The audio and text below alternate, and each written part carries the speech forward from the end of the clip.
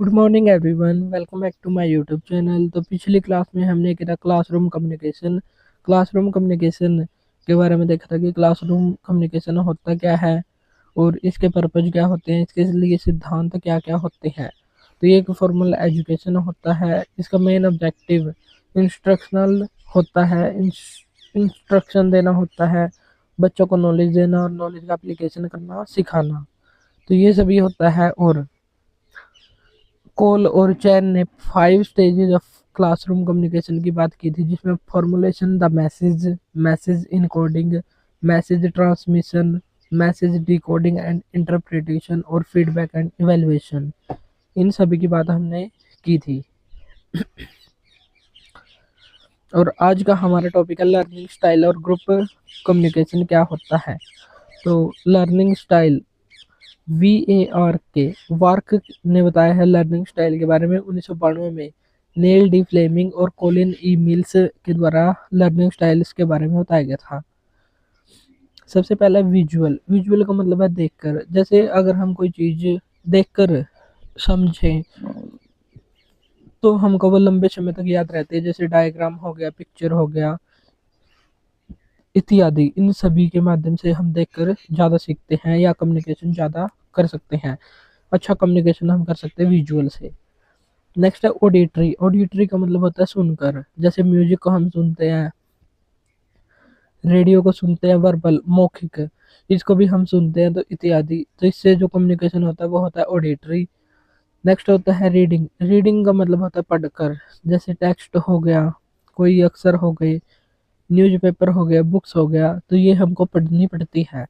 तो पढ़कर हम इंफॉर्मेशन गैदर करते हैं, वो हो गया रीडिंग। एक होता है काइनेस्थेटिक, यानी कि हैंड्स, गेस्चर्स एटसेट्रा, जिसमें हमारे बॉडी मूवमेंट शामिल होते हैं। हैंड, हाथ के, पैरों के, आंखों के, मुंह के, फेशियल एक्सप्रेशन, गेस्चर्स संकेत होते हैं जो, वो होता है काइनेस्थेटिक।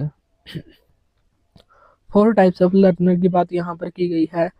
लर्नर जो होता है लिसनर, जो लिसनर होता है वो होता है 4 टाइप का। 4 प्रकार का लिसनर होता है। तो सबसे पहला एक्टिव लिसनर, जो इफेक्टिवली सुन रहे होते हैं वो होते हैं एक्टिव लिसनर। फिर होता है मार्जिनलाइज्ड, मार्जिनलाइज्ड जो सुन रहे हैं but not the core information, जो सुन तो रहे हैं लेकिन उनको ये नहीं पता कि इंफॉर्मेशन, कोर इन्फॉर्मेशन या इम्पोर्टेंट इन्फॉर्मेशन क्या है। तो वो होता है मार्जिनलाइज्ड इन्फो वो लिसनर। नेक्स्ट होता है इवेल्युएटिव, इवेल्युएटिव का मतलब होता है इन्फॉर्मेशन सुनकर एनालाइज डीप इन्फॉर्मेशन। जैसे इन्फॉर्मेशन सुन रहे हैं और उसको साथ ही साथ एनालाइज कर रहे हैं, वो होता है इवेल्युएटिव लिसनर। और एक होता है non listener, here only not listen, जो केवल सुनते ही हैं, उसको सुनते नहीं। हियर का मतलब होता है केवल सुनना और लिसन का मतलब है सुनने के साथ साथ समझना। तो वो लिसन नहीं करते बल्कि हियर ओनली होते हैं। तो ये होता है नॉन लिसनर। तो लिसनर के 4 प्रकार होते हैं। एक होता है एक्टिव लिसनर, फिर होता है मार्जिनलाइज्ड लिसनर, इवेल्युएटिव और नॉन लिसनर। अब हम देखेंगे group communication. Group communication, group के अंदर जो कम्युनिकेशन होता है वो क्या होता है।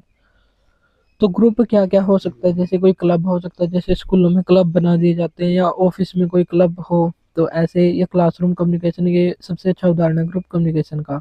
शेयर्ड और कॉमन गोल होते हैं। जो ग्रुप होता है उसके एक शेयर्ड, यानी कि एक जैसे सबके कॉमन गोल्स वहां पर होते हैं। एक्सटेंशन ऑफ इंटरपर्सनल, इंटरपर्सनल का ये एक्सटेंशन रूप कहलाता है। एक्सचेंज व्यूज, व्यूज का यहाँ पर एक्सचेंज किया जाता है ग्रुप के अंदर। मेंटेन इंडिविजुअल आइडेंटिटी, इंडिविजुअल जैसे एक ग्रुप में 20 व्यक्ति हैं तो 20 की अलग अलग आइडेंटिटी होगी। वो ग्रुप को एक साथ प्रेजेंट बाहर करेंगे, लेकिन जब वो बातचीत करेंगे तो अलग अलग व्यक्ति की अलग अलग पहचान वहां पर होगी। फिर एक होता है ग्रुप डायनेमिक्स, ग्रुप डायनेमिक्स का मतलब होता है attitudinal and behavioural characteristics. Structure function होते हैं, जैसे ग्रुप के कुछ पॉजिटिव भी हो सकते हैं फैक्टर और कुछ नेगेटिव भी। जैसे इफेक्टिवनेस हो सकते हैं और नॉन इफेक्टिव हो सकता है। कभी कभी ग्रुप हमारे लिए हानिकारक भी हो सकता है और कभी कभी लाभदायक भी हो सकता है। तो ये होता है इफेक्टिवनेस और नॉन इफेक्टिव है। ग्रुप डेवलपमेंट, ग्रुप का डेवलपमेंट कैसे होता है। टकमैन्स की थ्योरी के अनुसार ग्रुप का ग्रुप का डेवलपमेंट ये होता है FSNPA। तो इनको हम कैसे याद रखेंगे? तो एफ से हो गया फॉर्मिंग, फॉर्मिंग का मतलब होता है जब ग्रुप बनता है। फिर होता है स्टॉर्मिंग, उसमें स्ट्रगल होता है। नॉर्मिंग, जब उसमें इंडिविजुअल डिफरेंस और शेयर्ड एक्सपेक्टेशन और रिस्पॉन्सिबिलिटी आ जाती है। फिर होता है परफॉर्मिंग, फिर होता है एडजॉर्निंग। तो सबसे पहले होता है फॉर्मिंग। फॉर्मिंग का मतलब क्या होता है? टक्समैन्स की थ्योरी के अनुसार पहला स्टेप होता है फॉर्मिंग। जब ग्रुप बनता है, ओरिएंटेशन होता है, अपना परिचय देते हैं, कंफ्यूजन इन नेचर ने, ये कंफ्यूजन होती है कि इसको लीड कौन करेगा। जैसे ग्रुप तो बना दिया, उस ग्रुप का हेड कौन होगा, तो ये कंफ्यूजन वहां पर होता है। फिर होता है स्टॉर्मिंग, स्ट्रगल फॉर पावर, सहमति और संघर्ष यहाँ पर चलता है कि मैं अध्यक्ष बनूंगा, वो बनेगा, ये बनेगा। तो ऐसे मेंबर्स के बीच संघर्ष चलता रहता है। तो ये होता है स्टॉर्मिंग स्टेज। स्टॉर्मिंग के बाद आता है नॉर्मिंग। नॉर्मिंग का मतलब होता है इंडिविजुअल डिफरेंसेस, सभी में अलग अलग विभिन्नताएं होती हैं, कोई किसी में श्रेष्ठ होता है, कोई किसी में। एंड शेयर्ड एक्सपेक्टेशंस, और अपनी एक्सपेक्टेशंस को वो शेयर कर देते हैं, और रिस्पॉन्सिबिलिटी को वो मानने लग जाते हैं कि जैसे कोई अध्यक्ष बनेगा तो उसकी रिस्पॉन्सिबिलिटी ये होगी। तो ऐसे ग्रुप नॉर्मिंग फेज में पहुंच जाता है। फिर होता है परफॉर्मिंग। परफॉर्मिंग का मतलब होता है ग्रुप कोहेंशन, ग्रुप का आपस में जोड़ कितना है, जो रहे जिम्मेदारी देंगे, यानी कि ग्रुप कोहेंशन, ग्रुप का जोड़। जैसे ग्रुप में 20 व्यक्ति थे, अगर उनको 20 में से 2 या 4 व्यक्ति या 5 व्यक्ति ग्रुप को छोड़ जाते हैं, तो बाकी जो 15 बचे हैं वो अपनी जिम्मेदारी वहां पर देंगे, वो अपने जो रिस्पॉन्सिबिलिटी है उसको निभाएंगे, एक्सपेक्टेंस करेंगे, कोहेसिवनेस होगी, रिलीवेंस, गोल पर फोकस यहाँ पर होगा। फिर होता है एडजॉर्निंग। एडजॉर्निंग का मतलब होता है वर्क कंप्लीट होने के बाद ग्रुप खत्म कर दिया जाता है। कुछ होता है टेम्परेरीली ग्रुप, तो ये टेम्परेरीली के लिए इसको खत्म कर दिया जाता है। जैसे +1 क्लास है या +2 क्लास है या 9th क्लास है, अगर उसका कोई ग्रुप बना दिया तो 1 साल के बाद उस ग्रुप को वहां से हटा दिया जाएगा जब उनका रिजल्ट आ जाएगा। तो ये होता है क्लासरूम ग्रुप या क्लास ग्रुप। हमने देखा ग्रुप कोहेंशन। तो ग्रुप कोहेसिवनेस क्या होती है? जिसमें होता है बॉन्डिंग। बॉन्डिंग का मतलब होता है मिलने की फीलिंग्स होती हैं, भावनाएं होती हैं। अगर छोटा ग्रुप है और एक दूसरे के साथ ज्यादा समय बिता रहे हैं तो कोहेसिवनेस भी ज्यादा होगी, ज्यादा उनसे लगाव होगा, एक दूसरे की हेल्प ज्यादा करेंगे, सहयोग ज्यादा करेंगे। तो यह होता है ग्रुप कोहेसिवनेस। फिर एक होता है ग्रुप सोशलाइजेशन। सोशलाइजेशन का मतलब होता है समाजीकरण, ग्रुप के लोग कैसे एक दूसरे से इंटरेक्ट करते हैं। तो ये होता है ग्रुप सोशलाइजेशन। जैसे यूनिवर्सिटी में अगर कोई ग्रुप बन जाता है तो उसमें अलग अलग कल्चर्स के लोग, अलग अलग रिलीजन के लोग, अलग अलग रीजन्स के लोग वहां पर आएंगे। तो सबका पहनावा अलग होगा, सबके खाने पीने की डिशेज होंगी जो वो अलग होंगी, और वो आपस में इंटरेक्ट कैसे करेंगे। और इंटरेक्ट करने के बाद जैसे कोई दूसरे की चीज अपनाएगा, तो ऐसे ही एक समाजीकरण होता है। तो ये होता है ग्रुप सोशलाइजेशन। अब हम देखेंगे टाइप्स ऑफ ग्रुप। ग्रुप के टाइप्स क्या क्या होते हैं। जैसे हमने कम्युनिकेशन देखा था, कम्युनिकेशन एक होता है फॉर्मल और एक होता था इनफॉर्मल। फॉर्मल में हमने देखा था कि एक संगठन में होता है, निश्चित नियम होते हैं, अपवर्ड या डाउनवर्ड होता है। वैसे ये फॉर्मल ग्रुप, फॉर्मल ग्रुप का purpose to achieve an objective, जैसे किसी एक लक्ष्य या उद्देश्य की प्राप्ति करना इसका मुख्य उद्देश्य होता है। क्राइटेरिया फिक्स होता है, लीडर फिक्स होता है, also known as planned group, इसे कहते हैं प्लान्ड ग्रुप। एक नियोजित ग्रुप या नियोजित समूह इसको कहा जाता है। फिर आता है informal group, formed by individual. Individual जैसे किसी व्यक्ति के द्वारा बना दिया, उसे कहेंगे informal group. When they communicate with one another, जैसे कुछ लोग मिले और आपस में वो बातचीत करने लगे या उनकी दोस्ती हो गई, तो उन्होंने एक ग्रुप बना लिया, तो ये कहेंगे informal group. To solve common issues और प्रॉब्लम्स, जैसे कोई कॉमन प्रॉब्लम है या इशू है उसको सॉल्व करने के लिए, या कोई प्रॉब्लम है तो उसको सॉल्व करने के लिए इनफॉर्मल ग्रुप बनाए जाते हैं। फिर होता है प्राइमरी ग्रुप। प्राइमरी का मतलब होता है small social group whose members share close personal enduring relationships like family group. जैसे ये समाज के छोटे ग्रुप होते हैं जिसके मेंबर अपने सबसे क्लोज होते हैं, पर्सनल होते हैं एंड्यूरिंग रिलेशनशिप्स में जो होते हैं, जैसे फैमिली ग्रुप हो गया। तो फैमिली ग्रुप में जैसे फैमिली में 7 मेंबर हैं, तो 7 मेंबर्स एक ग्रुप बना लेंगे और उसमें अपने सभी अनुभव को शेयर करेंगे। तो ये होता है प्राइमरी ग्रुप। फिर होता है सेकेंडरी ग्रुप। जैसे लार्ज ग्रुप होते हैं, बड़े बड़े ग्रुप होते हैं, रिलेशनशिप्स और इंटरपर्सनल एंड गोल शेयर्ड। जो इंटरपर्सनल होते हैं रिलेशनशिप, कि जैसे 2 व्यक्ति संचार करते हैं या कई व्यक्ति संचार करते हैं, तो उसके बेस पर ये होते हैं सेकेंडरी ग्रुप। और इसमें गोल ओरिएंटेड होते हैं, जैसे इसमें गोल को अचीव करना ही मेन टारगेट होता है। फिर एक होता है ऑर्गेनाइज्ड ग्रुप। ऑर्गेनाइज्ड का मतलब होता है सेम डिपार्टमेंट का जैसे कोई ग्रुप बना दिया। A group of individual come together to achieve a certain well defined objective. किसी वेल डिफाइंड ऑब्जेक्टिव को प्राप्त करने के लिए जो ग्रुप बनाया जाता है उसे कहते हैं ऑर्गेनाइज्ड, संगठित ग्रुप। एक निश्चित रूप से उसको ग्रुप बनाया जाता है। फिर एक आता है अनऑर्गेनाइज्ड ग्रुप, रैंडमली क्रिएटेड। जैसे एक तो निश्चित योजना बनाकर क्रिएट करें कि हमको ये गोल प्राप्त करना है, तो वो हो गया ऑर्गेनाइज्ड। और अनऑर्गेनाइज्ड का मतलब होता है रैंडमली क्रिएटेड। जैसे हमारा मन किया तो ऐसे ही हमने ग्रुप बना दिया, नो स्पेसिफिक ऑब्जेक्टिव, कोई भी स्पेसिफिक ऑब्जेक्टिव नहीं है कि हमने ये ग्रुप बनाया क्यों।